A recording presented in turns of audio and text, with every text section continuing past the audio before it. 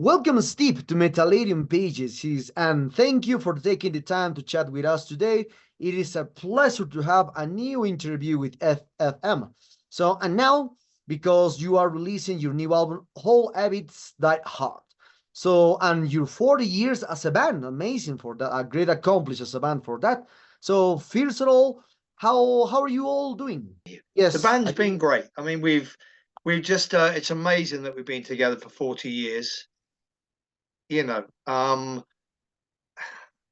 you hear me now? It keeps dropping yes. out, Can you but hear? you can hear me? Yes, yes, I can hear you. Cool. Now, just saying it's an amazing thing, I think, for a band to be together for 40 years, you know. It's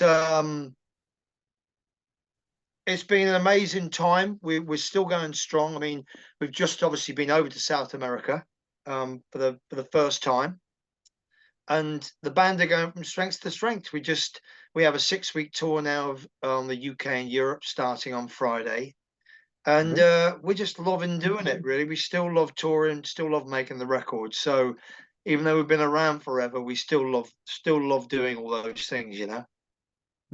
Amazing, amazing. So your new album, Whole Habits Died Hard, is set to be released on May 3rd. So can you tell us a bit about the Yeah. themes and songs explored on this new record? Sure. I mean, this particular record, I think, or the reviews and the people that have heard it, it's kind of a celebration album, really. It's a culmination of all the styles and things that probably FM represent and have been through the years, really. There's a bit of kind of the more melodic AOR stuff on there. It's got all the elements of FM. It's a really great album. It took a while to get together because we had pretty bad year in 2023. Our keyboard player was ill at the beginning of the year, and then my brother passed away at the end of the year. So we got set back a bit making it, but now it's finished. We've had sort of top reviews for it, and I think it's got some fantastic songs on it. And anyone that's been an FM fan from day one will see something in this album that they love. There's a bit of all the things that we've been down the 40 years we've been together. Okay, amazing.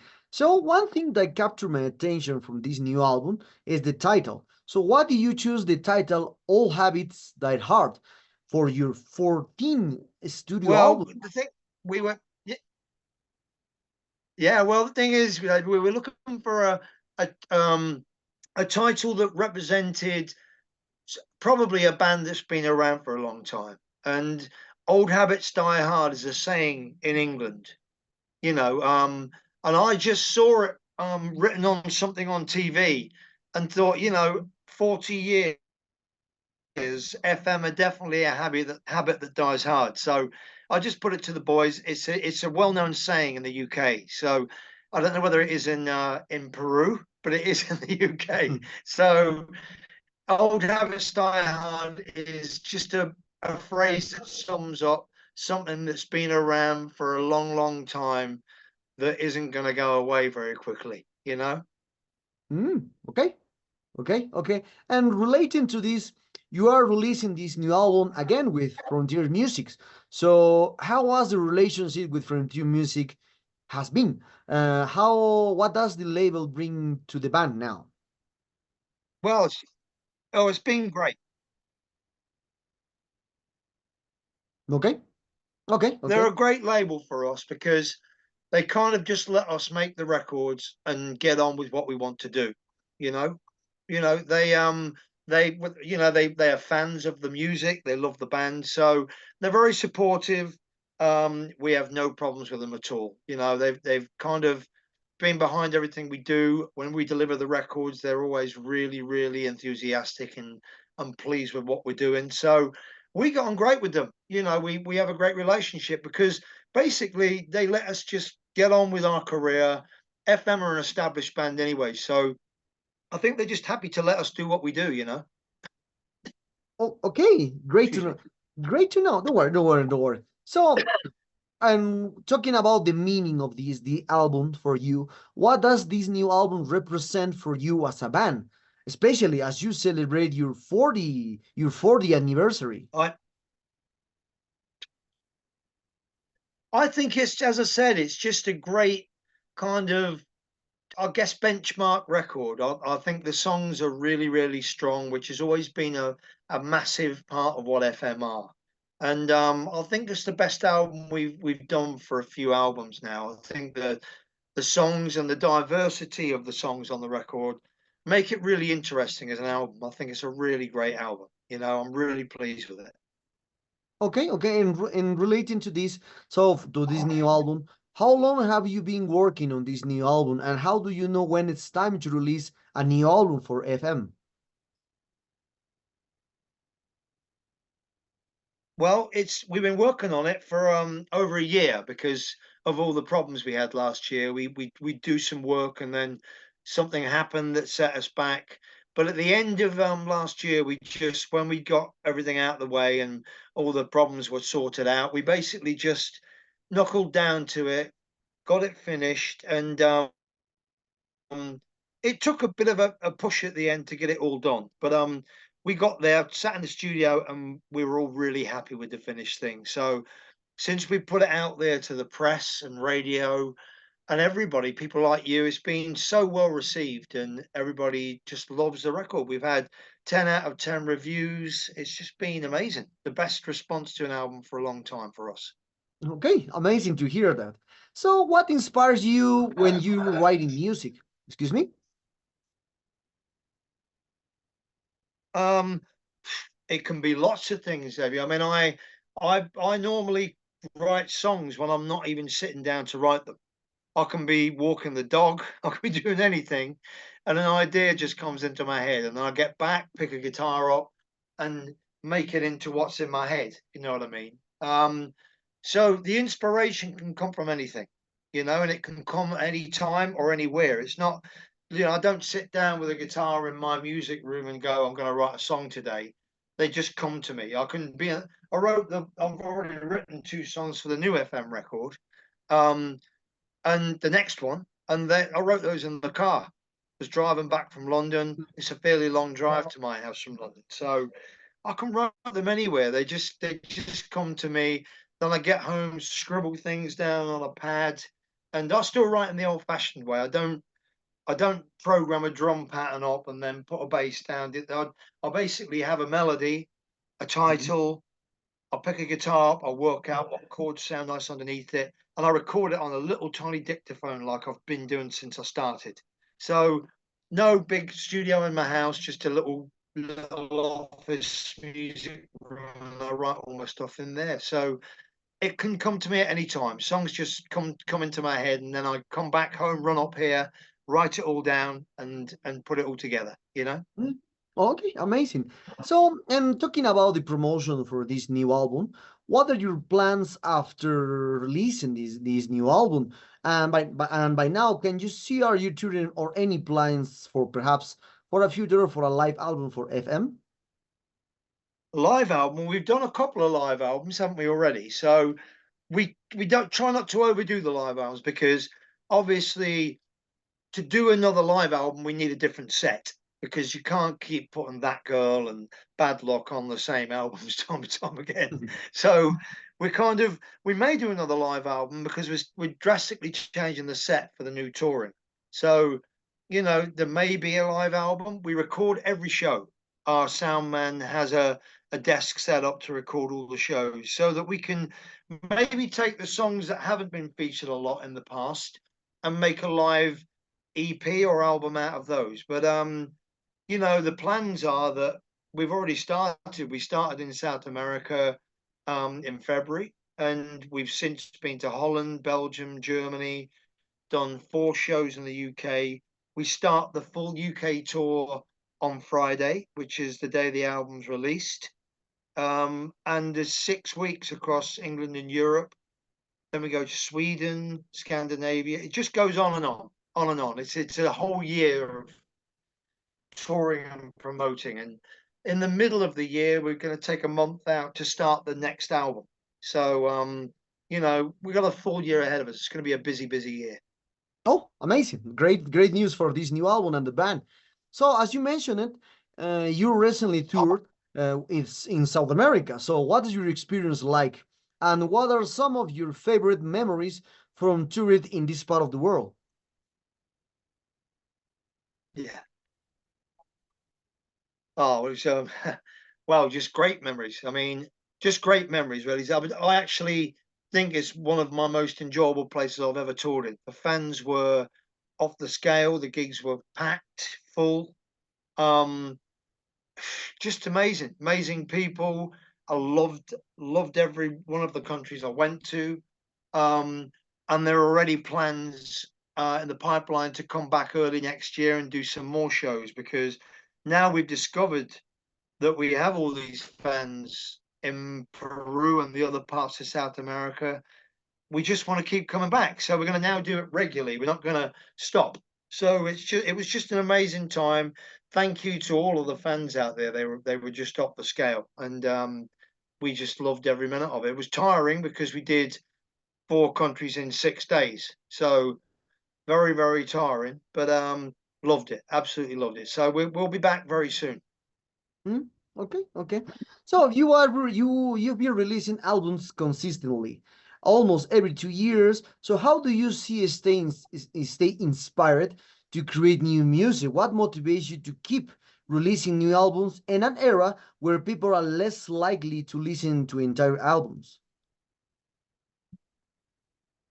Well, we just the positivity around the band, and the way the band works and how much we enjoy doing it. Just we're always inspired to do the best we can for the fans we have. So, we're not about the past. It's not about what we've done in the past. I mean, obviously we have that track record, but it's all about what we do next for us, and keep making new music that people love, so that we can bring new material into the set rather than just resting on all the big songs from the past. So it's all about the albums being as strong as they can possibly be.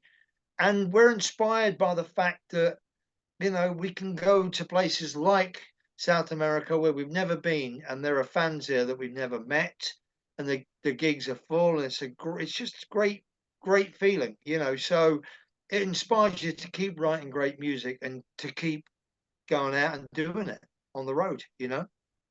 Hmm? Okay. And talking about other kind of topics, especially in the rock industry, what is your perspective on the state of rock music in the post-pandemic era? What lessons and tools did you gain from the pandemic that you are applying to your music now? Well, it's the pandemic was very tough for all bands because obviously what they do they couldn't do anymore for 2 or 3 years. But I think we've come out of it and it's now caught up. I mean, it took a while, festivals weren't happening, took a while to build things back up, but we're now doing shows that are full again. People are coming out. People were just really relieved when things got kind of back to normal so they could enjoy the things they enjoyed in their lives.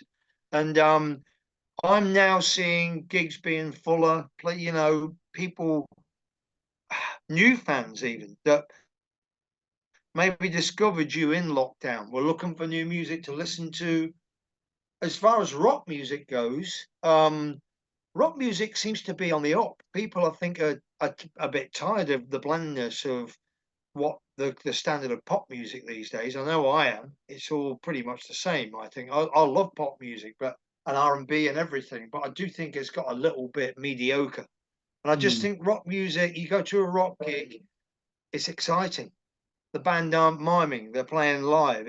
They've learned their craft, and by touring and playing live, they're not. There's no miming. There's no anything. It's basically you're seeing a band that have learned how to do it properly by just playing a lot together.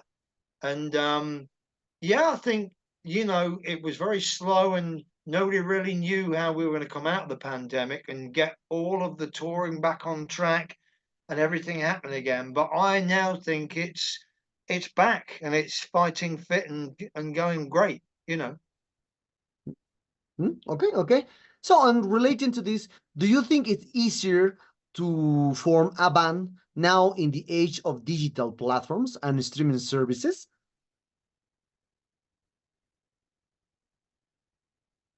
I think it's easier to get your music heard. I don't think it's easier to form a band, no, because basically there are no record companies anymore. You know, when I started, you were Columbia, Epic, RCA, MCA. I could go on forever. Now, can you still hear me? I've got Yes, internet yes, I can hear you. I unstable. can hear Can you you. still hear I what can I'm hear you. saying? Yeah, yeah. Yes, yes. Right. So now you can't go out and play live, Debbie, with your band, and there'll be an A&R man out there watching you in a club or a pub. There is no A&R man anymore. They don't really exist. So now you've got to kind of create your own career. You've got to make your music, play it at home, get yourself a Facebook page, get yourself on YouTube. You kind of break yourself and you put your music out there, and the record companies that are out there will sign you dependent on how many followers you've accumulated, not what they do. They don't really want to do much work, you know. So it's a case of you create your own profile, you make your own career, and then when you get such a big following, you go to a record company and they will take it all over and help you to push it to the next level. But it's a different prospect. I mean, different concept to when I got signed by. I got my first record deal with Chrysalis Records when I was 17, and I had to go out and play and prove myself and tour around all the pubs in London and the cities in the UK and learn how to do this. You know, I didn't sit in a little room at home play an acoustic song and then put it out to millions of people. It was a different thing. And I think it's very tough for new artists now, you know, I really do. Because everybody's an artist. Do you know what I mean? Anyone Yes, that yes. can play a little bit, put their stuff out there. Well, here I am. Here you go to the world, and you're out there. It wasn't that easy when I was around. You had to seriously get yourself good before anybody would even come and look at you. You know, so it's hard for people. It's hard now because there are no record companies, and it was hard when I started because you had to really learn how to do it well. You know, to make people notice. And obviously, I had to go and play in all these countries. I couldn't just hit a button and here's all my new stuff. You can hear it. Here is our tour dates. You can see them. We had to be advertised in the press. We had to. It was a different thing, you know. Yeah. So I wish luck to any young artist because I think, especially rock bands now, the outlets for rock music are less in our country. I can see when I come to places like South America, rock music's still got a real big following out there. And when we go to Spain and parts of Europe, it has. But it's tough here to get on the radio if you're a rock band. It's all top 40 pop stuff out here. There's not the odd rock show. We have Planet Rock, obviously, which is one of the biggest in Europe, a very famous one, and we get played on there, which is great. And they're great. They're like a real big station. But you know, it's tough. It's tough now because the music and everybody can download your music for free, so you can't make any money on albums, and it's all a little bit it's all a bit mixed up and hard. But that's why we just keep going, doing what we do. You know, we keep touring. We do it the way we've always done it because that's the only way we know. You know. Okay, okay. We are very close to doing this interview, Steve. And for this, what are your thoughts on the use now, I think the huge movement that is the artificial intelligence in the music, such as an album artwork or songwriting assistance. So would you consider using AI in your music creation process in the future, perhaps? Um, AI is amazing, isn't it? But it kind of does things for you, doesn't it? That's what AI is, you know. So I think for new artists, I think it's going to be very useful. I don't know whether it will ever cross bands like FM's part because, as I've just said, we kind of fairly set in our ways, the way we do things. I don't want to hit a button and let it write a lyric for me. Do you know what I mean? I'd rather do it Yeah. myself because it comes from me. And you can do that now. And there's basically anything that you know, it will be a massive player in future music. There's no doubt about it. But whether it will ever cross my path, whether I'll use it or whether it will, I don't know. You know, I have no idea. Okay, okay. Well, Steve, thank you for your time. Well, thank you for the time. Congratulations on this new album, and it's a great one as usually for FAM. Thank you. Thanks for this interview. I hope you enjoyed this one like me. Do you have any final Sure. words for Metallidium readers and obviously your fans around the world, especially in this part of the world? Absolutely. I'd just like to say thank you so much for being there in February and all turning out and showing us that we've been very, very stupid not to come to South America many, many years ago. Mhm. Everybody in every country in South America that we played in were amazing. People like you and the radio people and everybody, the promoters, everybody that were there for us when we arrived. We were so well taken care of, and the people of Peru and Brazil and Argentina and Colombia, all the countries we visit. We're going to do more countries on the next tour. But thank you very much for waiting so long for us to come to you, and we won't leave it that long again, I can assure you. So just a big thanks to all of our fans around the world, and especially the ones in South America.